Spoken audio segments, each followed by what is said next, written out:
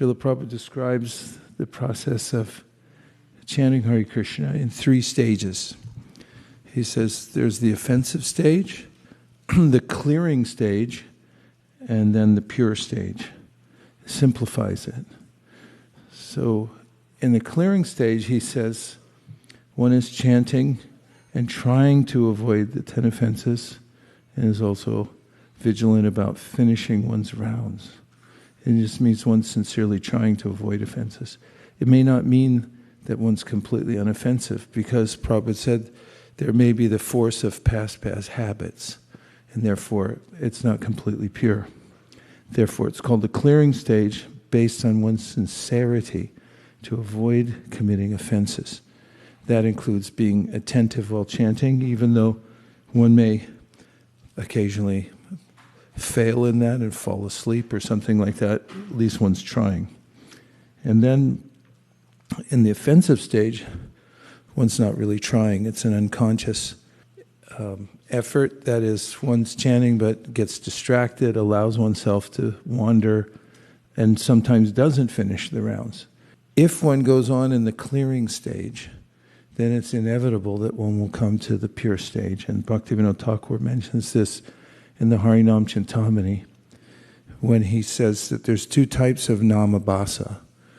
Namabhasa means when the light of the holy name is coming through before one actually sees the form of Krishna in the name, as in the instruction that Narada gives to Vyasadeva when he says, Iti murtya bidhanena mantra murtim amurtikam yajite yagya purusham sasam yag darshanam puma. That is, that one can see the complete form of Krishna when chanting the holy name. So there's a way in which Bhaktivinoda Thakur describes namabhasa. It comes, according to the Bhagavatam, when one accidentally chants the holy name, when one chants it for musical entertainment, when one says the holy name derisively, as in, you Hare Krishna people should get out of here. And if one chants like that, because of a combination of syllables, one says Ramada in, someone says Krishna copy. These are ways of namabhasa mentioned in the Bhagavatam, and Bhaktivinoda Thakur calls these low-level namabhas. He said, but high-level namabhas means that one's chanting Hare Krishna, and although one's not pure, one's sincerely trying, similar to what Prabhupada said. It's the same point. But Bhaktivinoda Thakur continues by saying, if one is chanting in high-level namabhas, which means although one's still, there's some remnants of offenses, one's sincerely trying, then he makes this bold statement that one will definitely come to the pure stage and achieve the pure name of Krishna. So what's the key element, do you think, that distinguishes offensive chanting from clearing stage, which leads to pure? If you were to put it in one word. Yes, Prabhu? Sincerity? Yeah, I was thinking the same thing. It's ironclad. Sincerity is ironclad. If you're really trying, even though you're not there yet, you're in the clearing stage and you'll definitely come to the perfect stage. It's such an encouraging aspect of devotional service that if you're trying and you're sincere, Krishna will help you in all ways and you'll attain the goal. Any other reflections on what I just said? Yeah, it was really interesting by Vaisesika Dasa. Yes, Bali Prabhu.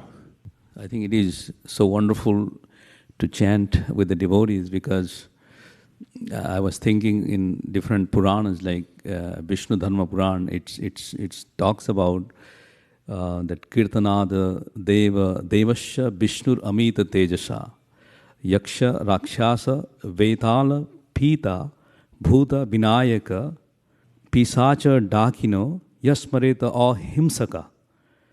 All the things. Sarva Anartha Haram Tasyam Kirtanadam Harer Smritam. That means it says that even though this Kirtan of Deva Devasya Vishnu means unlimited effulgence, this Vishnu's holy name, somebody is not chanting. He is saying that I wanted to go to the Japa retreat, this Japa session today, just thinking, but he did not come. Still, that person is relieved from the influence of Bhuta, Pishaja, Betala, Dakina, and all the Hinsik, envious person. So we should be confident that whoever you hear, you are much more glorious than the people. Just imagine it is glorifying the people who have not come. So that is the beauty of the chanting. That's a good one. Thank you. Somebody else? Hare Krishna Maharaj. So we were reading from Japa book just before you came after Mangalarti. So we read this section today titled Sincerity. So in that, His Grace Purijan Prabhu was recollecting that one Srila Prabhupada disciple asked him, what about these philosophers, Nidzi, Freds and Nidzi, and Prabhupada said their sincerity is their God consciousness. So he was emphasizing on sincerity, that even if a devotee has this sense gratification, desires for sense gratification from 11th canto, he should still continue chanting, and he will come. Because of his sincerity, he will be free. Oh, this is all very encouraging. Okay, we'll give it a try. Hare Krishna. I just want to continue the thought process. If you weren't here earlier, I mentioned that Prabhupada had categorized the 3 stages of chanting in both the preface to the TLC and in the Nectar of Devotion. And he mentions them as the offensive stage, the clearing stage, and the pure stage of chanting. Makes it simple. And then we had discussed how if one is sincerely trying in the process of chanting, this is considered to be clearing. And that Bhaktivinoda Thakur said in the Harinam Chintamani, this is called high-level namabhas. And he guarantees that if someone is sincerely trying to chant purely, even if he or she isn't able to at the time because of past momentum, from past bad habits, there's a way in which that person will become successful because Krishna helps in every way. This idea is also in the Bhagavad Gita, where Krishna says, Api chet sudaracharo bhajate mam ananyapak sadureva samantavya samyag vyavasito hisaha. And that is, Krishna's evaluating the sincerity of a person, even if he says, literally, that person is sudarachara, has worldly character, but his or her intention is pure and is going on with the process. Then he said that person is to be considered saintly. So in the next verse, Shri Prambhavati Dharmatma Shashvash Shantim Negachati Konteya Pratijanihi Nami Bhakta Pranashyati. Krishna makes this bold statement, or he asked Arjuna to make it, which is that my devotee will never be vanquished, he'll be successful. And he says, Shri Prambhavati Dharmatma, very quickly the person will become perfect. So Prabhupada asked the question, how can somebody who's a pure devotee be making mistakes and offenses? And he says, either by intention or by accident. And the conclusion Prabhupada comes to, which is the conclusion Krishna's making, is that even if somebody is in a worldly state, if the person goes on with the process, then very quickly that person will become purified. And Prabhupada says in his purport to Shri Prambhavati Dharmatma, which is number 31, I believe, 931, he says that the remedy is that one should go on chanting without stoppage. So the conclusion is that, again, that one has to continue chanting even if one's not perfect in it. And the proof of one's sincerity is that one continues despite obstacles created by one's own mind. In Japanese, there's a phrase, there are a lot of words in Japanese borrowed from other languages, and one of them that's very popular in Japan is gam-an. It's from German, and it really means, despite any obstacle, keep going. So Krishna is basically saying the way to get from the offensive stage, the clearing stage to the pure stage is to gam-an.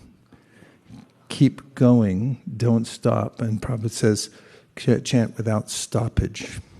So that's a topic. Any reflection? Gaman? Yes. Hare Krishna. I was reminded of the verse from the Nectar of Instruction in the 7th verse, where it talks about how in the beginning we may not be able to taste the holy names, but slowly by continuously chanting we can taste the nectar of the holy names. So that means we must try to have sincerity and continue despite any impediments that may be on the path. Could you please quote the verse? Syat Krishna nama charitadi sitapya vidya Pito patattarasanasya rarochikanu Kintvadarat anutilam kaluseva jushta Swadvikramat bhavati tat kadamula hantri. Well done and nice application. Anybody else? Yes. The first thing I reflected on when you said this, Guru was gam on, sounds like come on. And it's like a war cry, like keep going. Yeah, it's kind of a war cry. And it just reminded me of something else you say about Japa, which is like when everything else fails, and it will, just keep chanting Hare Krishna. Right. Yeah. All right. Well, today, obviously, we have a slightly different arrangement for Darshan. Didis will come out in a few minutes and be right there with us. And so I think it's... Maybe you have one more comment and then we'll break. Yes. So today morning when we were coming in the car, I saw like other cars were going, and suddenly in my mind from nowhere there was a thought, I want to have that Tesla. I don't know, it just came to my mind. And I was I was surprised. I even laughed at myself. Why, suddenly this thought came, and I got a bit discouraged, that after so many years, what kind of thoughts I'm having.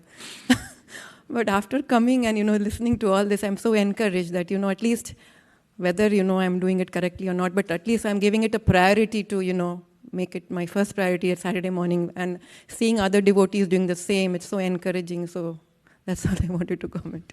That's part of the spirit of Gaman, is despite everything, keep going. And also invent ways to keep going. That is, find ways to scratch, claw, pull yourself into association where you know you're going to be able to keep going. And you also have to be able to tolerate your own shortcomings. That's a big part of it, because there's a way that I can become discouraged by my own shortcomings and think that I won't do anything because I'm useless. But Krishna says, don't do that. Keep going. It's time for one more. Sharing means caring. Yes, okay. Hare Krishna, Guru Maharaj, thank you. I was thinking about the process. I was like the week. I was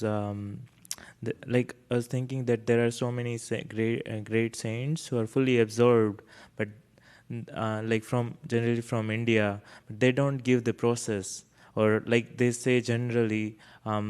We have like 7 days, saptah and everything. So they say generally, but they don't give the process or specifics, like chant 16 rounds.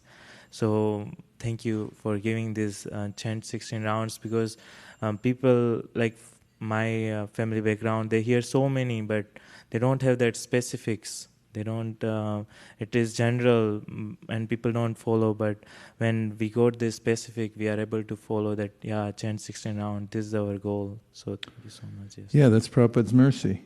That he accepted through disciplic succession the principle of Sankhya Purvaka, which means stick to a certain number of rounds. And as the Acharya, he adjusted it to 16 and then insisted upon it. There have been other Gaudiyas who said, well, it's not a big deal. Do whatever you can. Of course, in the beginning you do whatever you can, but once you come to a level, you have to stick to it without any deviation. And that's part of the principle that comes from the Acharya, as you pointed out. And that's one of the points made in the Srimad Bhagavatam by the demigods praying the Lord Krishna within the womb, where they say Swayambhu Jaksha Mahatkritena, is that the Mahats, the great souls, the Acharyas, they make a process so that everybody else can follow it.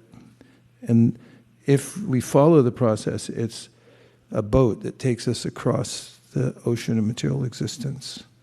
And if you just attempt to follow it, that's your full intention, and then the ocean shrinks to the size of the hoofprint of a calf. Dear Srila Prabhupada, dear Sri Chaitanya Mahaprabhu, Shri Shri Panchatattva, Shri Shri Radha Madan Mohan, Shri Shri Lakshmi Nrsingadev, if you so desire, please let us every day chant great japa for your pleasure. Thank you for considering our request. Om Tat Sat. Everyone who agrees with this prayer in whole or in part, please unmute and say Hare Krishna.